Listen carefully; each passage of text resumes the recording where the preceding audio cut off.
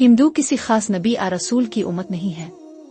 इस्लाम, ईसाईयत और यहूदियत जैसे इब्राहिमी मज़ाहिब में ये अकीदा है कि अल्लाह ताला ने इंसानों की रहनुमाई के लिए मुख्तलिफ ज़मानों में अंबिया और रसूल भेजे, जिनकी तालीमात पर उन मज़ाहिब के मानने वालों ने अमल किया।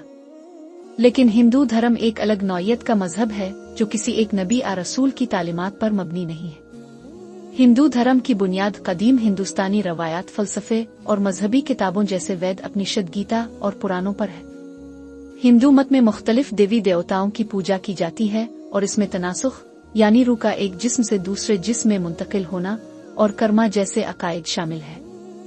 हिंदू धर्म को दुनिया के कदीम तरीन मज़ाहिब में से एक समझा जाता है और ये किसी एक नबी आ रसूल की तालीमात पर मबनी नहीं है, बल्कि ये मुख्तलिफ फ़लसफ़ियाना और मजहबी ख़यालात का मजमुआ है। इस्लामी नुक्ता नज़र से हिंदू धर्म के मानने वाले किसी नबी की उम्मत में शामिल नहीं हैं, क्योंकि वो इस्लाम के बुनियादी अकायद जैसे तौहीद, अल्लाह की वहदानियत और रिसालत, पैगंबरों पर ईमान को नहीं मानते।